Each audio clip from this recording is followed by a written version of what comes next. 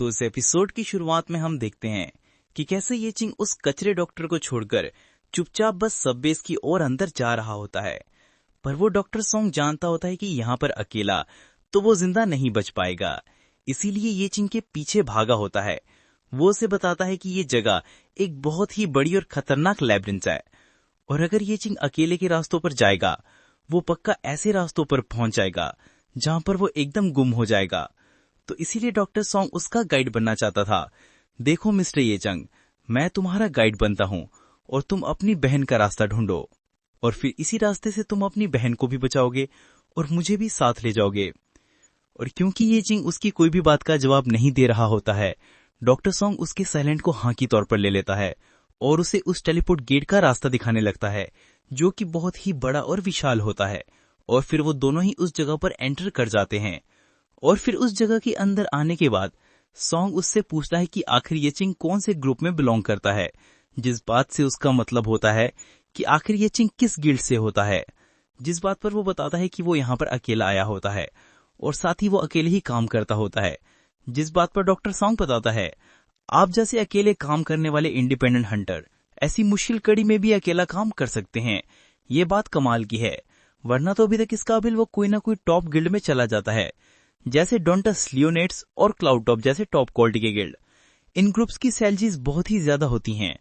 और इस बारे में क्या ख्याल है, जब हम इस जगह से बाहर निकल जाएंगे मैं आपको इन ग्रुप्स में इंट्रोड्यूस करवा दूंगा, जिससे आपका भी फायदा होगा। पर उसकी इन बातों से पक गया ये चिंग उसे बताता है कि उसे कोई भी फालतू चीजों से काम नहीं रखना और उन्हें उसकी बहन ये शान को ढूंढना होता है। तो चुपचाप डॉक्टर उसे रास्ता लीड करे तो ही बेहतर होगा। पर ये चिंग की मुंह से ये शाजो नाम सुनकर डॉक्टर की कुछ पुरानी यादें जाग गई थी। और फिर हमें कुछ टाइम पहले का सीन दिखाया जाता है। एक्चुअली में कुछ टाइम पहले फॉसिल एनर्जी के साथ एक्सपेरिमेंट करने के लिए 2 बच्चियों को चूज किया गया होता है, जो दोनों ही हॉस्पिटलाइज थी। और उसके आदमी ने उसे बताया था, चिंता मत करो डॉक्टर सोम, उन दोनों ही बच्चों की फैमिली ज्यादा कुछ नहीं कर सकती। एक बच्ची का नाम है ये शाजो और ये अपने बड़े भाई के साथ रहती थी, पर उसका भाई एकदम कमजोर है और हर पल बस काम करता रहता है, क्योंकि उससे मेडिकल भी पे नहीं घरे जा रहे हैं और उसका बस भी क्या भरोसा वो कब मर जाए। और जो दूसरी बच्ची थी इसका नाम ये शान होता है। ऐसा मैंने तुम्हारा भाई तुम्हारी मेडिकल फीस भरने के लिए रोज अपनी जिंदगी को खतरे में डालता है, और क्या तुम नहीं चाहोगे कि वो सेफ रहे। और इसी तरह से उसने शाजो को भी इमोशनल ब्लैकमेल किया होता है और इस एक्सपेरिमेंट में शामिल होने के लिए मना लिया होता है। और उसने दोनों बच्चों को बताया होता है कि उनके पास उनकी ट्रीटमेंट करने का एक नया मेथड आया होता है, और भले ही वो गारंटेड नहीं होता है, पर अगर वो उस चीज सक्सेसफुल हो गई तो वो दोनों ही बच्चियां सोसाइटी पर बोझ नहीं बनेंगी और उनका शरीर भी एकदम फिर से ठीक हो जाएगा। जो बात सुनकर शाजो और वो दूसरी लड़की दोनों बताती है कि अगर ये बात है तो वो दोनों ही इस एक्सपेरिमेंट का टेस्ट सब्जेक्ट बनने के लिए तैयार हैं। और पर उस हरामखोर ने उन दोनों से ही एक एग्रीमेंट साइन करवाया होता है, जिसके बाद ये बात पक्की हो जाएगी कि उन दोनों ही बच्चों के साथ कोई जबरदस्ती नहीं हुई थी। और फिर टाइम बाद एक्सपेरिमेंट के टाइम हम डॉक्टर सोंग और उस आदमी को साथ में बातें करते देखते हैं, जिन्होंने उन बच्चों को ऑलरेडी उस टेस्ट ट्यूब में डाल दिया होता है। और डॉक्टर सोंग अपने उस आदमी को बता रहा होता है कि सच में देखा जाए तो कि अगर कचरे को भी इस्तेमाल किया जाए तो उसकी भी एक अच्छी वैल्यू निकल सकती है। जो बात कहने से उसका मतलब होता है कि अगर इस्तेमाल किया जाए तो वो गरीब और नादान लोगों का फायदा भी निकाल सकते हैं। और उसका साथी उसे बता रहा होता है, आप सच में कमाल के हैं डायरेक्टर, ये रिसर्च हमारी मदद करेगी, जिससे जॉब चेंजर्स को और भी जल्दी से ताकत मिल पाएगी और इस चीज से सोसाइटी का बहुत फायदा होगा। जिस बात पर डॉक्टर सोंग भी बताता है कि जिन फैसल एंटीबायोटिक्स का आप इस्तेमाल कर रहे थे उनका प्राइस बिलियन से भी ज्यादा था, पर बस एक बार उनका एक्सपेरिमेंट पक्का हो जाए तो उनका बहुत ही ज्यादा फायदा होने वाला था। और दूसरा आदमी डॉक्टर सोंग से पूछता है कि क्या उन्हें अब एक्सपेरिमेंट को आगे बढ़ाना चाहिए, जिस पर सोंग ने उसे हाँ कहा था। और फिर शाजो के साथ वाली वो दूसरी बच्ची के ब्लड में उस बेसी लिक्विड को डाल दिया जाता है, जो होते ही वो अजीब सा लिक्विड उस बच्चे की बॉडी में अपने इफेक्ट्स दिखाना चालू हो जाता है। और जल्द ही कुछ पलों में वो सभी ये देखकर डर जाते हैं, क्योंकि उनका ये एक्सपेरिमेंट फेल हो गया होता है। और पहले वो बच्ची बस एकदम डर से तड़प रही थी, वो कुछ भी कर नहीं पा रही थी सिवाय तड़पने के अलावा। और जल्द ही उसके पूरे शरीर का बुरा हाल हो जाता है और उसकी ट्यूब के अंदर बस उसके बचे कुचे चिथड़े बचते हैं। और एक लेडी डॉक्टर सोंग को बताती है कि इन बेसल सेल्स ने हॉस को रिजेक्ट कर दिया होता है, जिसकी वजह से ये इन्फेक्शन फैल गया होता है और इस बच्चे की बॉडी को पूरा ही निकल गया होता है। पर डॉक्टर सोंग बताता है कि डरने की कोई बात नहीं है, क्योंकि उन्होंने ज्यादा कुछ नहीं खोया होता है, तो उन्हें बस अपने एक्सपेरिमेंट को चालू रखना होता है कि तभी सॉन्ग को बताया जाता है कि बाहर कोई बहुत ही दिक्कतें डाल रहा होता है और कैमरा द्वारा वो देखते हैं कि बाहर तो उसी बच्ची का बाप आ रखा होता है जो सभी से चिल्लाता हुआ अपनी बच्ची के बारे में पूछ रहा होता है कि आखिर वो कहाँ पर है। और सॉन्ग अपने उस आदमी को बताता है इसके बाप को अंदर लाने के लिए ताकि वो उसे अच्छे से सिचुएशन के बारे में समझा सके। और फिर बाहर जाकर उसका आदमी भी वहां देखता है कि उसके सिक्योरिटी गार्ड्स ने उसके बाप को पकड़कर लगा रखा था। ओ सिक्योरिटी गार्ड्स, आखिर तुम बेचारे पेशेंट के साथ क्या कर रहे हो? जबकि हमारे डायरेक्टर कहते हैं इस व्यक्ति को प्यार से अंदर लाने के लिए और फिर उसे छोड़ा जाता है। और वो आदमी उससे बताता है कि उसकी बच्ची इस वक्त डायरेक्टर के साथ थी और वो जल्दी उससे मिलकर खुश हो जाएगा। और फिर अंदर जाकर डॉक्टर उसे अपने आप से इंट्रोड्यूस करवाता है और उसे बताता है कि उसकी बच्ची इस वक्त यहीं पे थी। पर बेशक इस बात से अनजान वो बाप बस हैरान हुआ पूछ रहा होता है कि यहाँ पर तो बस एक अजीब सी टेस्ट ट्यूब और उसके अंदर एक अजीब सा मॉन्स्टर मौजूद होता है। जिस बात पर डॉक्टर संग बताता है कि यही तो उसकी बेटी है। देखिए, जैसा एग्रीमेंट में लिखा था उससे थोड़े बदलाव तो हुए हैं, तो हम इस चीज की बहुत ही ज्यादा माफी चाहेंगे। पर जैसा कि कॉन्ट्रैक्ट में लिखा था, इस चीज की भुगतान की फीस आपको दे दी जाएगी। पर अभी भी इस बॉडी पे काफी रिसर्च की जा सकती है, तो सोचिए फायदे तो अभी भी हैं। और बेशक अपनी बेटी की ऐसी हालत देखकर कौन खुश होता है। गुस्से में आग बबूला उठा वो बाप उस कमीने डॉक्टर पर हमला कर देता है, पर बेशक ज्यादा ताकत ना होने की वजह से जल्दी गार्ड्स द्वारा पकड़ा जाता है और हरामखोर संग उस पर चिल्लाता है, तेरे बच्चे एकदम निकम्मे थे जो जिंदगी में चल तक नहीं सकते थे और अपने निकम्मे शरीर से उसने सोसाइटी का कुछ फायदा क्या कर दिया, तू हवा में उड़ने लगा। जबकि हम तेरे को भुगतान के पैसे दे रहे हैं, उसने खुश रहे। जिस बातों पर वो बाबी चिल्लाता है, मेरी बेटी बस एक नादान बच्ची थी और तुम लोगों ने उसे बेकाबू लाकर उससे वो कॉन्ट्रैक्ट साइन करवाया। मुझे पैसे नहीं चाहिए, मुझे मेरी बच्ची चाहिए। तुम लोग खूनी हो, आज तो तुमने पाप किया है। मैं वादा करता हूँ कि भगवान तुम्हें इसकी सजा देगा, तुम लोग नरक में जाओगे। पर हरामखोर डॉक्टर संग को कोई भी फर्क नहीं पड़ा था और वो पूछता है कि ये बच्ची तो नाकामयाब थी, पर आखिर ये शाओजो का क्या हुआ। और फिर एक तरफ वो देखते हैं कि शाओजो के ऊपर भी सेम एक्सपेरिमेंट शुरू कर दिया होता है, पर अभी तक तो कोई भी साइड इफेक्ट शुरू नहीं हुए थे, यानी इस पर एक्सपेरिमेंट के सक्सेसफुल होने के थोड़े चांसेस थे। और उसके आदमी ने उससे पूछा तो होता है कि अगर शाओजो के भाई ने भी अगर ऐसी मुसीबत क्रिएट की तो फिर क्या होगा। जिस बात पर सॉन्ग ने आखिर एक एज रैंक का मॉन्स्टर वेंचर हमारा क्या ही बिगाड़ सकता है। वैसे इस बच्चे ने खुद ही कॉन्ट्रैक्ट को साइन किया होता है। और फिर हम वापस आते हैं प्रेजेंट में, जहाँ पर डॉक्टर संग आजो शाओजो के भाई यानी उसी एज रैंक के वेंचरर के सामने खड़ा होता है और ये चिंगू से पूछता है कि आखिर सॉन्ग ऐसे जम रखा होता है तो कहीं वो शाओजो को जानता तो नहीं था। जिस बात पर मुंह फोराता हुआ बताता है कि उसने जिंदगी में कभी ऐसा नाम नहीं सुना और अब अंदर ही अंदर से वो बहुत ही ज्यादा घबरा गया होता है। क्या ये उसी शाओजो का भाई है? मैंने सुना होता है कि वो एक कमजोर एज रैंक के वेंचरर है, पर आखिर अब ये इतना ज्यादा ताकतवर क्यों लग रहा है? और ऊपर से मैं इस बच्चे शाओजो को खुद धकेल कर आया होता हूँ कि आगे अगर ये उससे मिल गई तो मैं तो पक्का मरा। और यहाँ पर डॉक्टर संग एकदम परेशान आगे आगे बढ़ रहा था और उसके चेहरे पर ये घबराहट का महसूस करता ये चिंगू से कंफर्म करता पूछता है, क्या हुआ, इतने डरे चल रहे हो, कहीं अपनी जगह का रास्ता वास्ता तो नहीं भूल गए?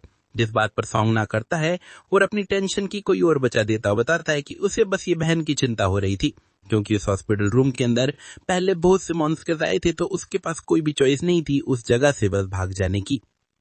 और अभी अभी कहीं ये बहाना उसने इसलिए दिया होता है क्योंकि अगर बाद में ये चिंग को अपनी बहन से पता चला कि डॉक्टर उसे धकेल कर भाग गया होता है तो वो किसी तरह से उसे मना पाएगा। पर अगर बाय चांस उसकी बहन येशी जो पहले ही मर गई हो तो वो किसी तरह से बहाना उन मॉन्स्टर्स पर लगा पाएगा। तभी ये चिंग को आगे बढ़ते हुए किसी चीज का प्रोसेस महसूस होता है और वो सॉन्ग को पहले ही रास्ते से पकड़कर साइड कर देता है और उसी पल एक बहुत ही तेज लॉन्ग स्वॉर्ड बहुत ही तेजी से उनके करीब से निकलती है और अब सॉन्ग की तो एकदम यहाँ पर फट गई थी। पर ये चिंग एकदम शान खड़ा उसे बताता है कि उसे अपने सामने से कोई भी मॉन्स्टर का ऑरा महसूस नहीं हो रहा होता, यानी उनके सामने कोई मॉन्स्टर नहीं आ रहा होता है। कि तभी वहां पर आता वो उन्हें बताता है, और मुझे माफ करना, मुझे लगा कि मेरे सामने कोई मॉन्स्टर है तो इसलिए मैंने अपनी स्वॉर्ड को गलती से तेज घुमा दिया।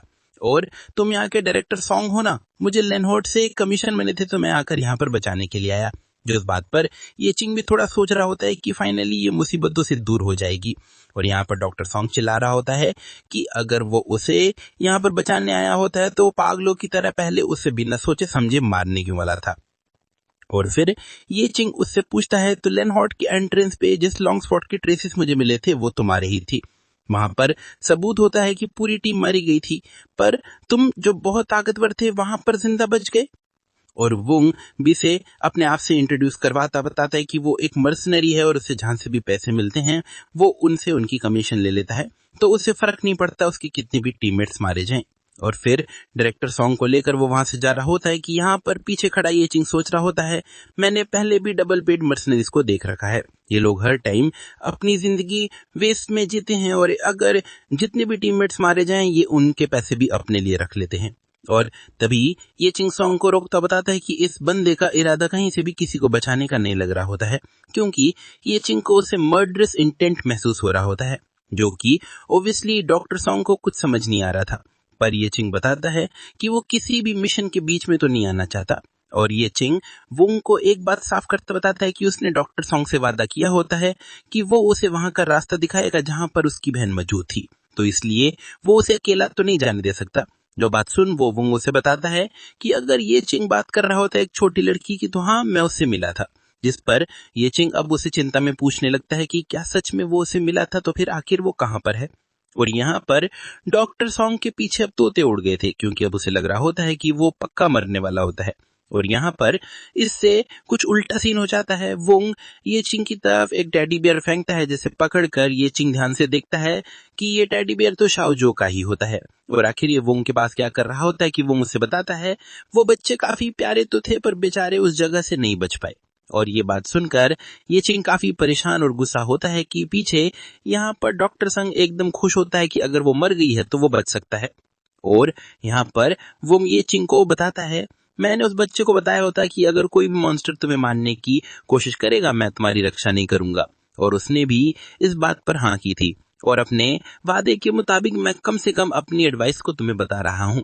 और साथ ही उसने मुझे अपनी एक बात बताई थी कि काश वो अपने भाई के आने से पहले एंट्रेंस के बाहर वेट कर पाए, वरना अंदर आकर वो अपनी जिंदगी को रिस्क में डालेगा। तो तुम भी उसकी आखिरी इच्छा पूरी करने के लिए चुपचाप यहाँ से चले जाओ तो बेहतर होगा।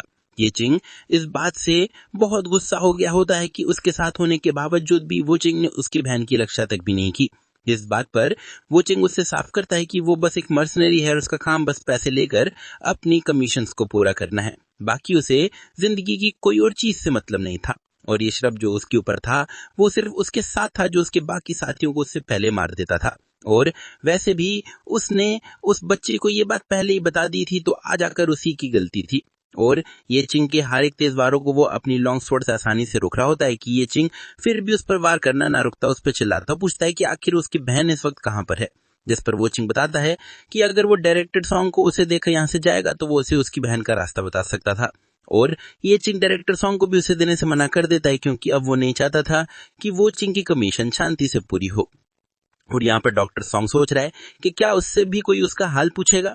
और यहाँ पर वो चिंग ये चिंग के हर एक हमले को आसानी से पैरी कर रहा होता है और ये चिंग को बता रहा होता है कि वो अपने साथियों तक भी ट्रस्ट नहीं खाता, तो ये चिंग को उससे लड़कर जिंदा रहने की उम्मीद भूल जानी चाहिए। कि इसी मौके का फायदा उठाकर ये चिंग अपने डैगर से उसके हाथ से उस लॉन्ग स्वॉर्ड को छुटवा देता है। और बिना एक हथियार के एक लॉन्ग स्वॉर्ड यूजर क्या ही कर पाएगा, ऐसे ये चिंग सोच रहा होता है। और वो उस पर अपना तेज मुक्का घुमाकर मारता तो है और दूसरे हाथ से अपने डैगर को, और वो चिंग वहां पर उसके दोनों ही हाथों को आसानी से पकड़ लेता है। और अब ये चिंग के हाथ से भी उसका डैगर छूट गया होता है और उसकी ड्रैगन ब्रिंग स्किल कैंसिल हो गई थी। और फिर जोर से अपना सर उसके सर पे दे मार वो ये चिंग को दूर पटक कर हैंगता है। और ये चिंग के पूछने पर वो उसे बताता है, हम डबल पेड मर्सनरीज बिना मॉन्स्टर्स की जानकारी के भी आते हैं और पहले सेक्रीफाइस बनते हैं। तो बेशक अगर हमारे हथियार भी हमसे छूट जाएं तो हम अपने शरीर को हथियारों की तरह बनाकर लड़ सकते हैं, क्योंकि एक जंग सिर्फ हथियारों से नहीं होती। और अभी अभी तुम देख रहे हो मैंने अपनी पूरी ताकत का इस्तेमाल भी नहीं किया। और फिर से अपने लॉन्ग स्वॉर्ड को पकड़ता हुआ बताता है कि अगर इस बार वो उस पर लॉन्ग स्वॉर्ड से वार करेगा तो ये चिंग अगले हमले नहीं सहने वाला था। और फिर वो अपनी एबिलिटी रोक ब्रेकिंग स्लैश का इस्तेमाल करने लगता है। और ये चिंगी थोड़ा परेशानी से सोच रहा होता है कि उस बंदे की ग्रेट स्वॉर्ड ताकतवर तो बहुत थी, पर उसकी वेट की वजह से वो चिंग की स्पीड थोड़ी स्लो थी और जब तक वो हमला आने से पहले वार करेगा, वो उसके हमलों के टाइम से पहले रोक कर वापस वार कर सकता था। और फिर उनकी काफी तेज लगातार लड़ाई हो रही थी। अब ये चिंग इस्तेमाल करने का सोचता है अपने हिडन कार्ड को, और फिर वो वहां पर अपने समनिंग कार्ड्स का इस्तेमाल करता है और वहां पर उसके स्पाइडर म्यूटेंट्स आ जाते हैं, जिसे वूचिंग भी देखकर थोड़ा शॉक होता है कि आखिर किसी व्यक्ति के पास इतनी सारी एबिलिटीज कैसे हो सकती थी, जबकि ये चिंग पहले से ही है तो हेड कम्बैट में इतना सही था, उसके पास ऐसी समनिंग एबिलिटीज भी थी। और अब वो सब स्पाइडर म्यूटेंट्स इधर उधर भड़क पर उस पर हमला करते हैं, जिन सभी तरफ आ रहे वेब्स को बेशक वॉचिंग डॉज नहीं कर सकता था, इसलिए वो भी उन जालों से बंधा हुआ बस एक ही जगह पर रोक अपनी ताकत को इकट्ठा करता है और फिर अपने एक ही ताकतवर वार को घुमाकर उसने उन सभी जालों को तोड़ दिया होता है। और फिर हवा में एज़्योर की छलांग मारता उसे साफ साफ बताता है कि ये छोटे मोटे मॉन्स्टर उसे घंटा कुछ नुकसान नहीं पहुंचा सकते। और फिर वो अपनी एबिलिटी रॉक शैटरिंग स्लैश का इस्तेमाल करता है और उसका वो एक खतरनाक डेडली हमला उस एक ही खतरनाक वार से उस नीचे के सभी स्पाइडर स्मिनिंग मॉन्स्टर्स का खात्मा कर देता है। पर यहाँ पर ये चिंग का प्लान यहाँ तक ही नहीं था।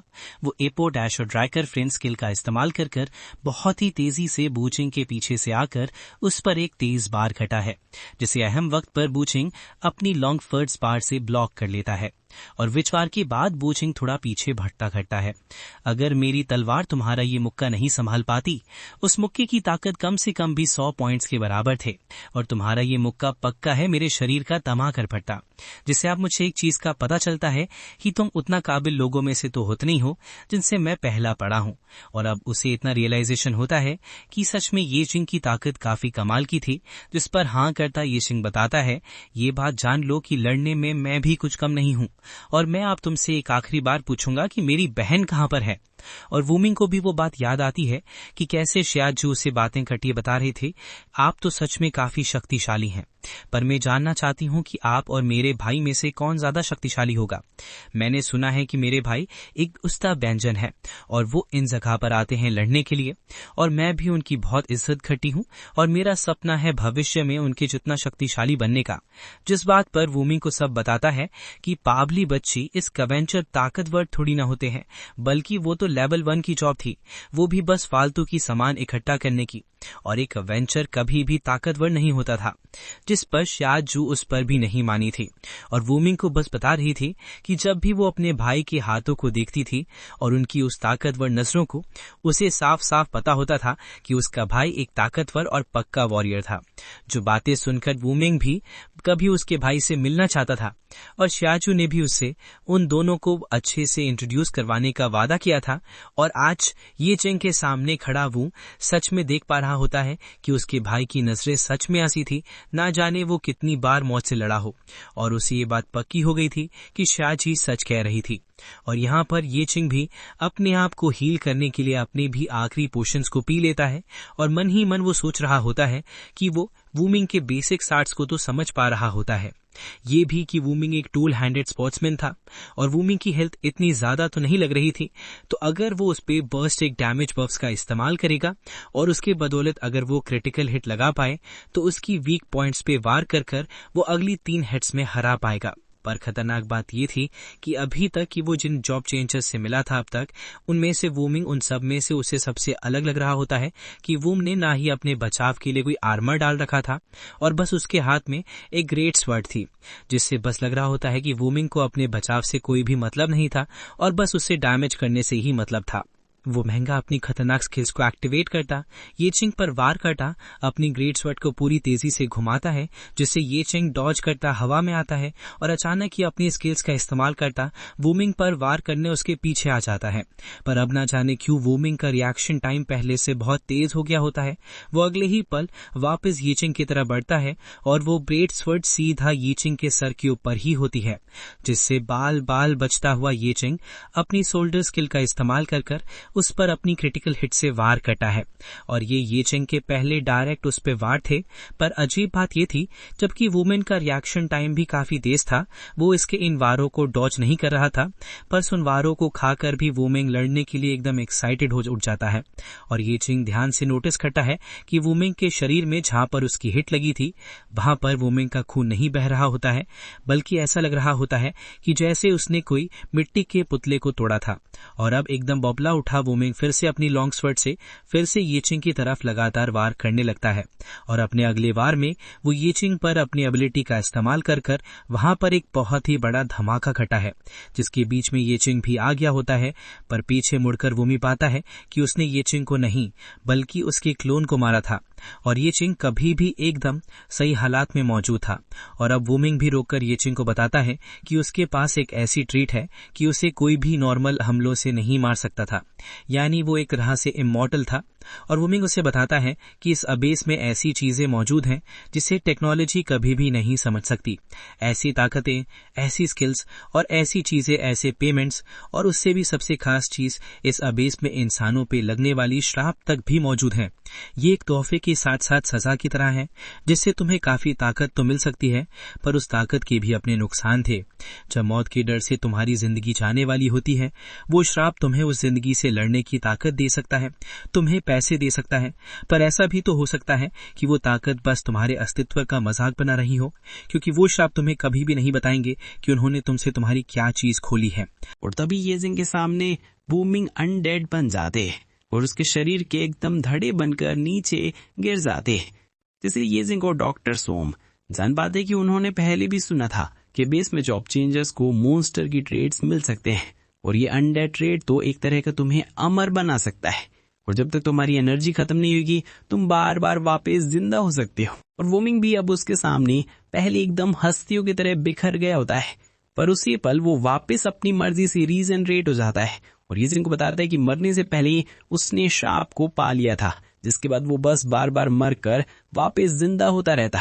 और जब भी वो भाग साथियों के साथ अबेस में रेड करने के लिए जाता था, खतरनाक रेड्स में उसके बाकी साथी तो मारे जाते थे, पर वो इमोर्टल था तो वो नहीं मरता था। पर लोगों को उस पर शक होने लगा था, लोगों को उससे डर लगने लगा होता है कि वूमिंग एक्चुअली में सभी पैसा पाने के लिए रेड के दौरान अपने ही साथी को मार देता है। और न जाने उसके बाद में कितनी अफवाहें फैलने लगी थी कि वो टीम किलर है, वो अलग ही है और उसके साथ मिशन में जो भी जाएगा वो पक्का मारा जाएगा। और ये उसका इतना जीने का भुगतान था जो उसे करना पड़ रहा होता है। वो मरता जिंदा रहता, उसे ना कुछ अब खास महसूस होता और ना उसे अब जिंदगी की वैल्यू लगती है, क्योंकि क्या फायदा दर्द का, क्या फायदा लड़ने का, क्योंकि अंततः इसे पता ही है कि वो मर नहीं सकता। और अब येजिंग की तरह वार करता हुआ वो अपनी एनी डेड एबिलिटी का इस्तेमाल करता है, जिससे उसे 100% कम डैमेज होगा और येजिंग पर 100+ ज्यादा डैमेज होगा। और येजिंग जानता था 100 के कर्ज के साथ मिक्स होकर वूमिंग की एबिलिटीज उसे बहुत ही ज्यादा ओवर पावर्ड बनाती थी और तेज से अपने क्रिएट स्पर्ट से ही वो येजिंग को बीच में से काट देता है। पर वो एक बार फिर से येजिंग का ब्लड क्लोन था और उसी के साथ येजिंग फटाफट उसके पीछे से आता है, पर वूमिंग फिर से उसकी तरफ तेजी से बढ़कर उस पर वार करता है।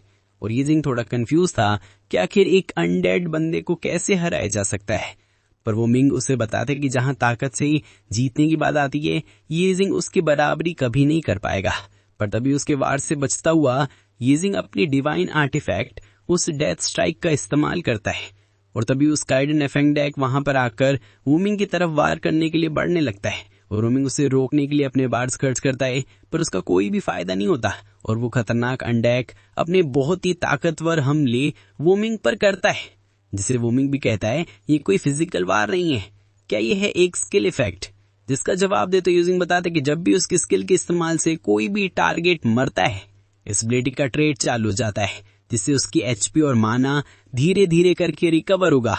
और क्योंकि वूमिंग की बॉडी पहले से मर चुकी थी, यानी उस स्किल की गई हर एक हिट से येजिंग के माना और एचपी रिकवर होगी, क्योंकि अनडेड लोग सिर्फ माना की वजह से ही जिंदा रहते हैं। इसका मतलब था वूमिंग जैसे बंदे के लिए हेल्थ बार सिर्फ डेकोरेशन के लिए थे और वूमिंग की असली हेल्थ बार उसका माना थी और कोई भी उसका माना नहीं देख सकता। और इस अबेस के तो वैसे भी अलग अलग रूल्स होते हैं और इन रूल्स में ही अलग अलग तरह की पजल्स थी और उन सभी हर एक पजल का एक अलग रास्ता।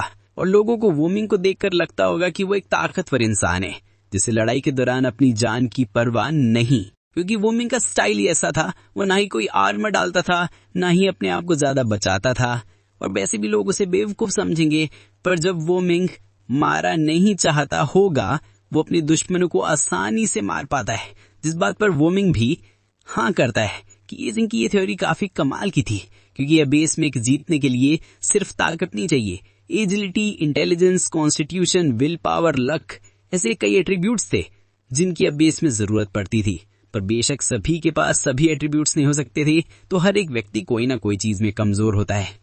पर येजिंग माफी मांगते बताते वो बाकी प्रोफेशन चेंजर्स से थोड़ा अलग था, क्योंकि उसके पास बहुत से फालतू पॉइंट्स थे, इसलिए उसने अपने सभी एट्रीब्यूट्स में बराबर पॉइंट्स डाले थे। और अब येजिंग का प्लान था वोमिंग पर इतनी तेज वार करना कि उससे पहले वो उसे हील तक न कर पाए। और वोमिंग भी उसके वारों को रोकता हुआ बात को अच्छे से जान पा रहा होता है कि सच में येजिंग के एट्रीब्यूट्स का बनावट है, उसकी स्पीड, समझदारी, लक, हर एक चीज उसकी ताकत के बराबर लेवल की थी। येजिंग भी उसके वारों से बचता बताता है कि चाहे बाकी लोगों के लिए स्ट्रेंथ और स्पीड के अलावा बाकी चीजें फालतू होती हो, पर उसने अपनी इन बाकी चीजों पर भी ध्यान दिया होता है। और यहाँ पर फिजिकल अटैक्स वोमिंग को नुकसान तो नहीं पहुंचा सकते थे, और वोमिंग का जितना माना वेस्ट होगा उसकी हीलिंग की स्पीड उतनी ज्यादा स्लो हो जाएगी।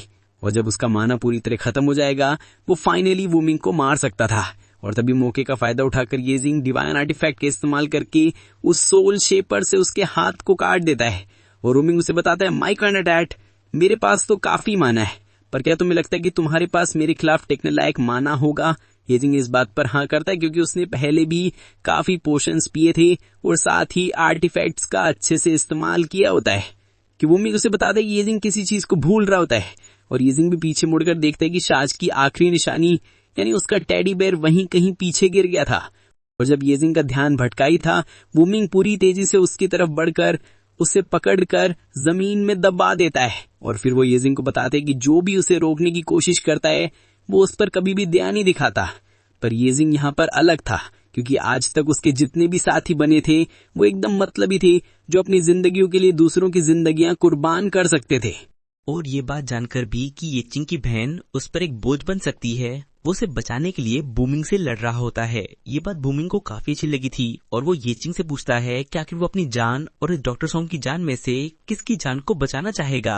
जो बात सुन हैरान हुआ, येचिंग पूछता है कि क्या बूमिंग के इस बात का मतलब होता है कि शाहजो अभी भी जिंदा है। जिस बात पर हाँ करता वो भी बताता है कि उसने येचिंग को आखिर कब बोला है कि वो मर गई है, बल्कि उसने तो बस उसे ये बोला होता है कि वो उसकी रक्षा नहीं कर पाया और उसका दिया टेडी बे उसने शाहजियो को येचिंग को देने को कहा था, क्योंकि एक्चुअली में उस बच्ची को मारना उतना ही मुश्किल था जितना वोमिंग का येचिंग को मारना। और फिर हमें कुछ घंटों पहले का सीन दिखाया जाता है जब वोमिंग शाहजियो के साथ था। वहाँ पर बहुत से ओक मोस्टर्स आ गए थे जिनसे वोमिंग एक एक करके निपट रहा होता है। और क्योंकि वो ऑलरेडी अपनी लड़ाई पर ध्यान दे रहा था, उसका शाहजियो की तरफ कोई भी ध्यान नहीं था जिसे उस खतरनाक मोस्टर्स ने पकड़ रखा था। और यहाँ पर शाहजियो को वोमिंग की वो बात अभी भी आती कि अगर उस पर किसी मोस्टर ने हमला किया तो वो उसकी मदद नहीं करने वाला। और आखिरी पल में वो अपने भाई की बातों को याद कर रही थी, जो हर पल अपनी मेहनत करके उसकी जिंदगी बचाने की कोशिश करता होता है। और वो अपने मन ही मन सोच रही थी कि वो अपने भाई पर कोई भी बोझ नहीं बनना चाहती।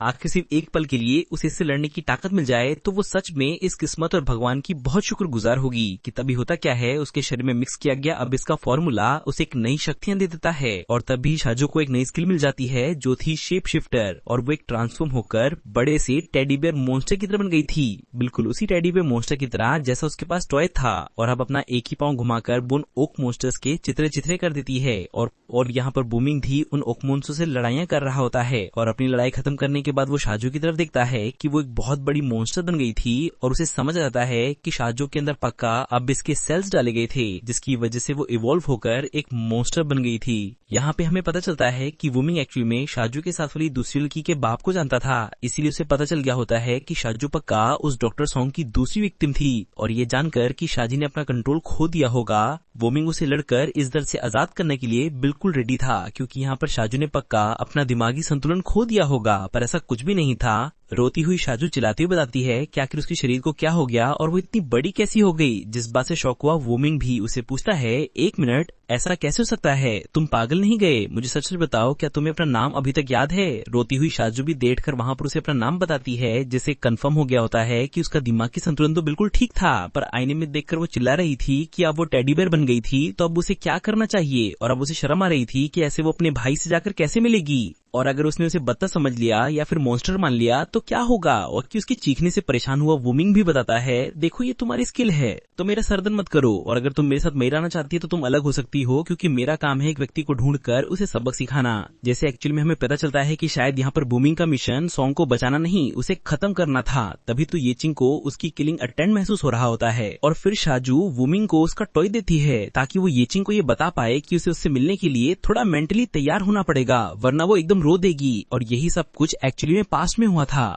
और अब येचिंग के सामने खड़ा वुमिंग बताता है कि वो सच में येचिंग के साथ आगे और लड़ना चाहता था ताकि वो येचिंग की और काबिलियत देख पाए, पर बात यह है कि उनकी और आगे लड़ने की कोई भी वजह नहीं बनती थी। और यहाँ पर अब डॉक्टर सॉन्ग की पड़ गई थी कि ये शाहजो जिंदा है, इसका मतलब उसका सारा सच बाहर आ जाएगा। और वुमिंग भी इस बात को क्लियर करता है कि येचिंग जिस डॉक्टर को बचाने की कोशिश कर रहा होता है, उसी कमीने की वजह से उसकी बहन इस हालात में थी, और इसी कमीने डॉक्टर की वजह से आज ये अबेस यहाँ पर आई थी, क्योंकि एक्चुअली में इस अबेस को खोला था उसे दूसरे बच्चे के बाप ने, जिसकी जिंदगी उस डॉक्टर सॉन्ग ने ली थी, और उसी ने ही वुमिंग को हायर किया था ये बताकर कि वो पूरे लैब को एक अबेस में ट्रांसफॉर्म कर देगा। और वो चाहता है कि चाहे सारे के सारे बच जाएं, पर वो कमीना डॉक्टर इस अबेस में नहीं बचना चाहिए, और साथ ही साथ उस डॉक्टर की गई सारी की सारी रिसर्च यहाँ पर बर्बाद होनी चाहिए। और वुमेन ने उस बंदे को पहले ही फोन किया था कि अगर वो सिर्फ इस डॉक्टर से बदला लेने के लिए बाकी लोगों की जिंदगी को भी रिस्क में डालेगा तो उसका भुगतान भी उस आदमी को करना पड़ेगा। पर उसे अपने बच्चे के बदले के अलावा और कुछ भी नहीं चाहिए था। और अब उसका सच बाहर आने के बाद सॉन्ग भी वापस अपने एटीट्यूड में कह रहा था,